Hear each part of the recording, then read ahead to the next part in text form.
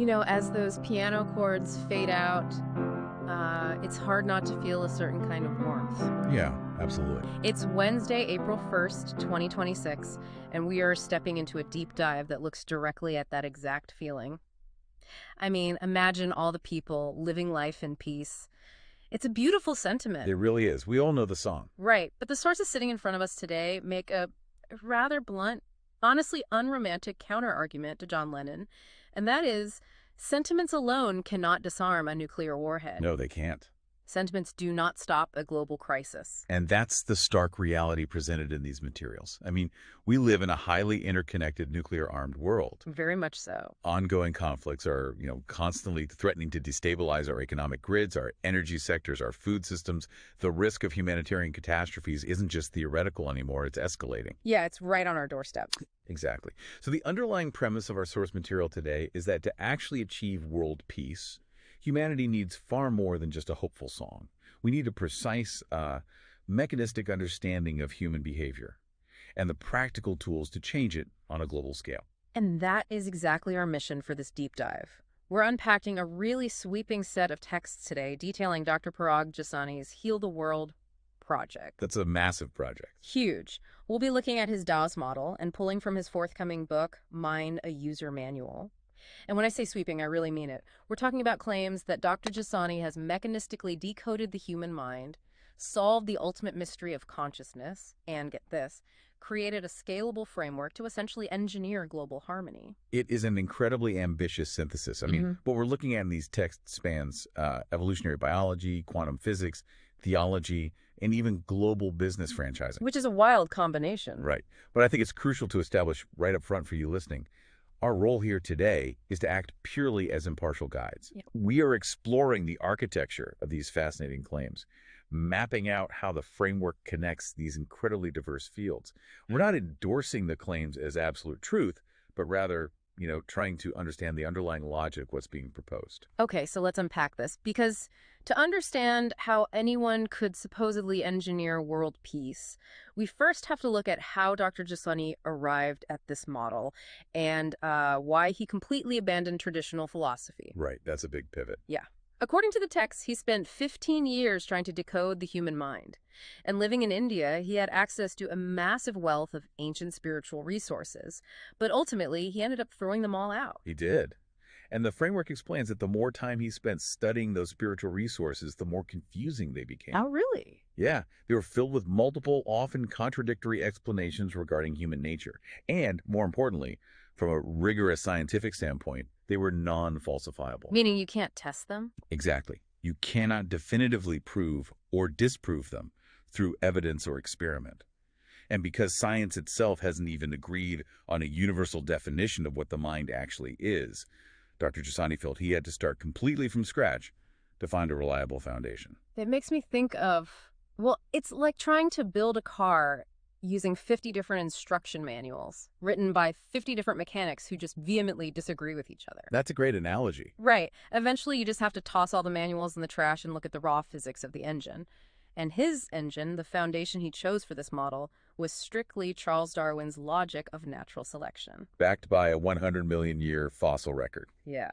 So if he threw out the spiritual manuals, how exactly does this Darwinian operating system work? Well, the core premise here is completely causal and mechanistic.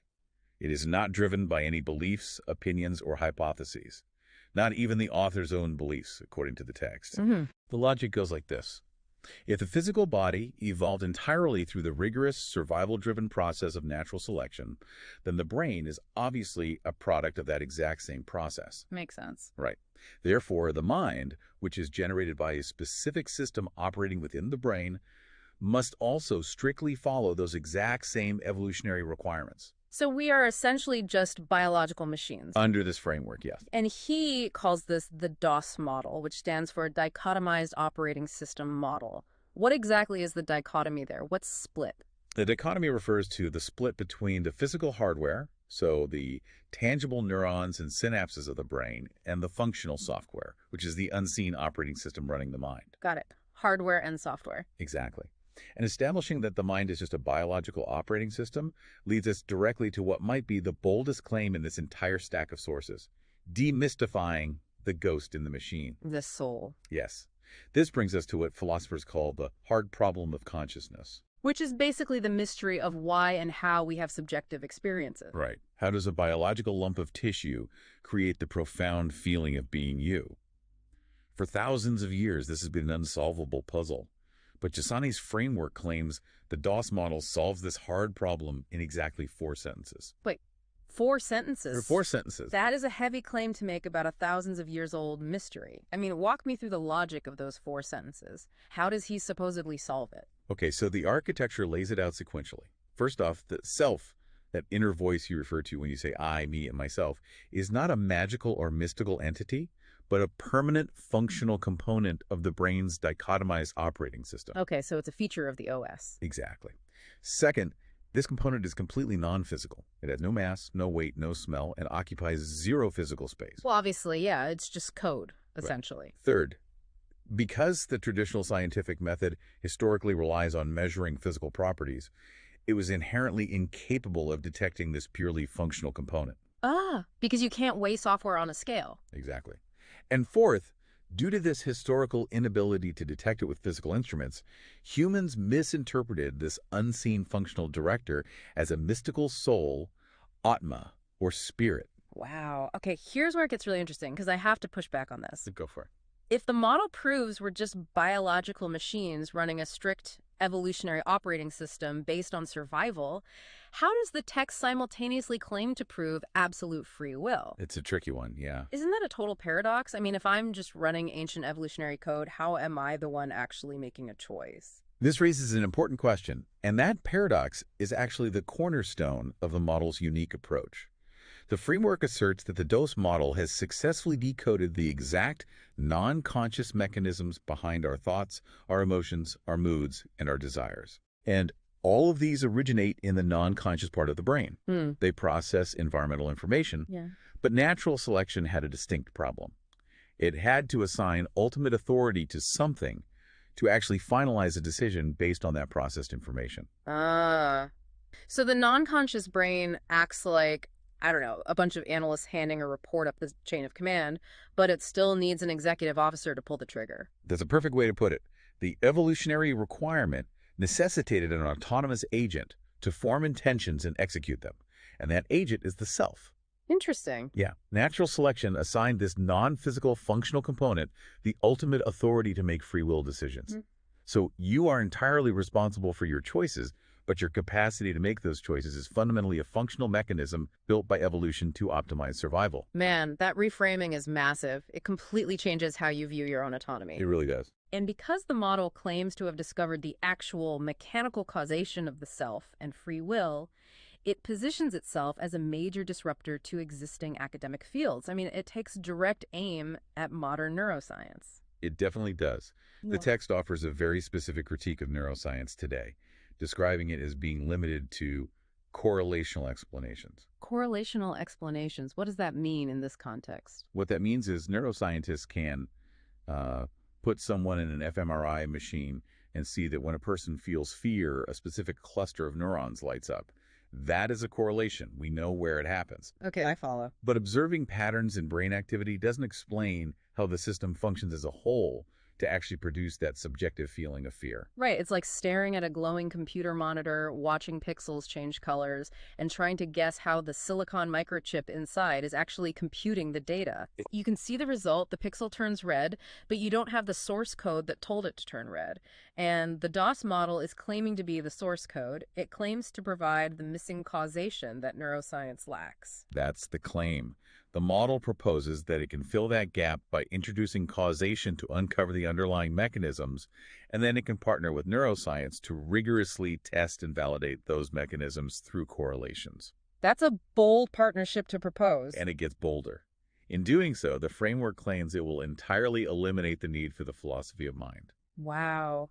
It actually compares it to how astronomy rendered astrology obsolete, right? Like the exact comparison used in the text. That is a brutal comparison for philosophers.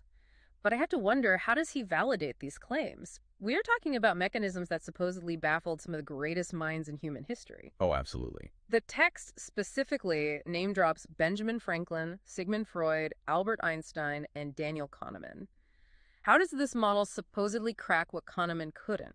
What's fascinating here is the emphasis on absolute simplicity. Dr. Giussani claims to have spent 3.5 years creating thousands of modifications, analogies, and examples to distill these mechanisms down. To make it digestible. Exactly. Mhm. The result, according to source, is that these fundamental mind phenomena are explained using logic so simple that an 8-year-old can understand it. An 8-year-old. Yep. Furthermore, the claim is that these mechanisms are completely falsifiable, meaning they can be rigorously tested and are objectively and dynamically verifiable by an average person in their daily life. So what does this all mean? We have a strict, mechanistic, Darwinian survival of the fittest model. It treats the brain purely as a machine, claims to solve the hard problem of consciousness by framing the soul as an operating system component, and aims to make philosophy obsolete. Right. But then, as we move through the source material, the framework makes a massive pivot. I mean, we leave classical physics and biology behind, and we suddenly jump into the quantum realm and theology. Yeah, it's a very unexpected turn. This is stage 2 of the model's development. Okay. After establishing that we are biological machines governed by classical physics, the model advances into the quantum realm to introduce a new understanding of reality, which Dr. Giussani calls elastic reality. But if the brain is just a machine running Darwinian software, how does this model account for human belief systems? Like, why do we have this universal drive toward religion? That's the million-dollar question. Because the text explicitly states that elastic reality will logically validate the existence of gods and deities. I was genuinely surprised by that. How do we go from a completely logical evolutionary blueprint to mathematically validating deities? So the logic here attempts to build a very specific bridge. Classical physics is rigid and deterministic, but quantum physics deals with probabilities, observation, and elasticity. Okay, with you. The model argues that if consciousness, the self, operates as a non-physical functional component, it shares distinct properties with the quantum realm. Ah, I see where this is going. Yeah. By applying quantum mechanics principles of elastic realities, the framework supposedly provides mathematical and logical validation that deities can exist functionally in reality. This provides a scientific baseline to establish the very first religion purely based on science. But what is the ultimate goal of doing this? I mean, why not just stop at the operating system? Why found a religion? If we connect this to the bigger picture, we have to look at the ultimate goal stated in the text, which is world peace. Right, the whole point of the project. Exactly. Dr. Giussani aims to unite 7.9 billion people globally under the ancient Indian philosophy of Vasudhaiva Kutumbakam, which translates to the world is one family. It's a beautiful concept. It is, and the strategy outlined here is highly pragmatic.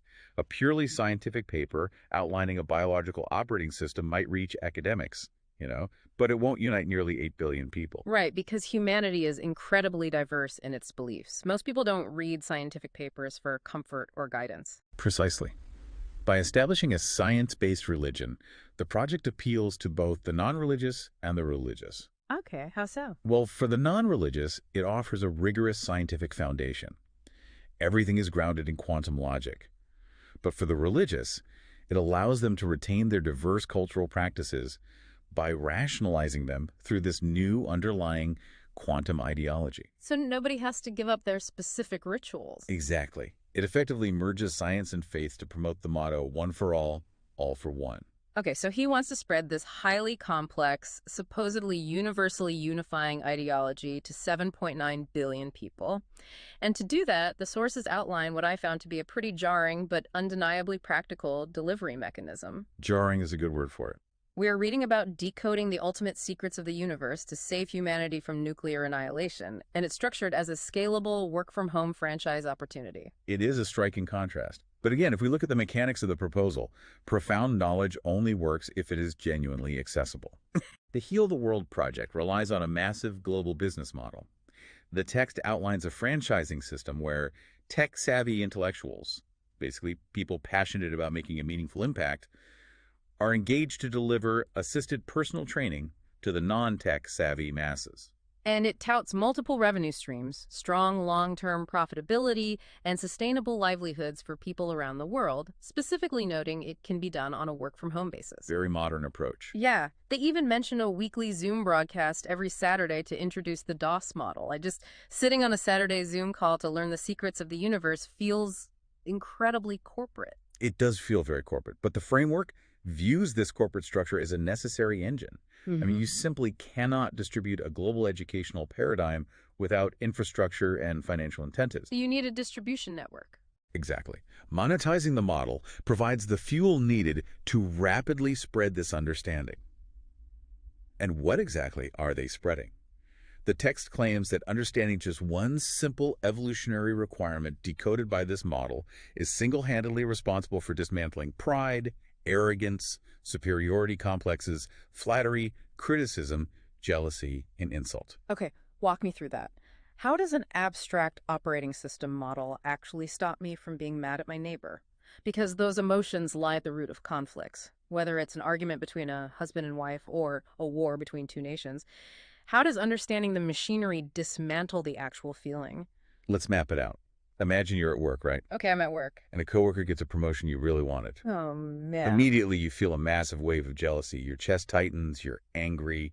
Maybe you start looking for flaws in that coworker's performance. Yeah, that classic bitter feeling. Traditional psychology might have you talk through those feelings, or spiritual texts might tell you to rise above them and cleanse your soul.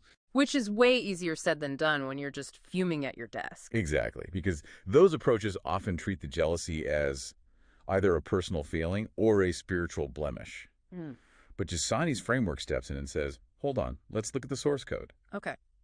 Your non-conscious brain just processed a shift in resource allocation.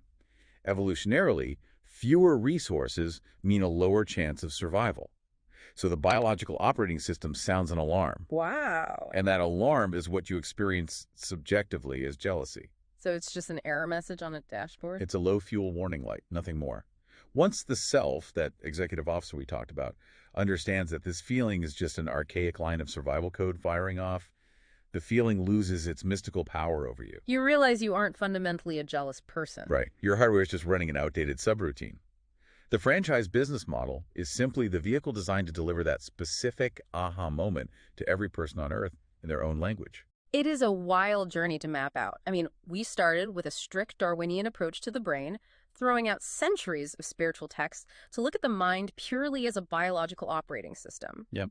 Then we looked at claims that this model solves the hard problem of consciousness in 4 sentences, stripping away the magic of the soul and turning it into an evolutionary executive officer. A huge leap. And from there, we took a quantum leap into elastic reality to scientifically validate deities, all wrapped up in a global work-from-home franchise aimed at achieving world peace. It is a sweeping framework that attempts to leave absolutely no stone unturned. It scales all the way from the microscopic non-conscious firing of neurons to the macroscopic threat of global nuclear war. And for you listening, whether you view these claims as the ultimate literal truth of reality or simply as a fascinating, highly elaborate thought experiment, there is a real takeaway here. Absolutely. It challenges us to look at our own daily interactions completely differently. The next time you feel a surge of pride or a sting of jealousy or the overwhelming urge to insult someone you disagree with on the internet, imagine looking at that feeling not as a personality flaw, but as an ancient evolutionary mechanism. A mechanical alarm. Right, a survival tool that you might actually have the free will to control rather than letting it control you. And that shift in perspective alone, moving from being blindly controlled by our instincts to objectively observing them as mechanical processes, has undeniable value in our day-to-day lives, regardless of the broader global ambitions. It absolutely does. But it leaves me with one final thought to ponder, something that builds on all this source material. Let's say it works. Okay. Let's say a single, simple, perfectly logical framework for the human mind actually did exist, and it was broadcast on Zoom to all 7.9 billion of us. Would humanity actually willingly unite under it? Or is the human urge to argue, to disagree, and to splinter into different competing factions the truest, most unbreakable evolutionary requirement of all?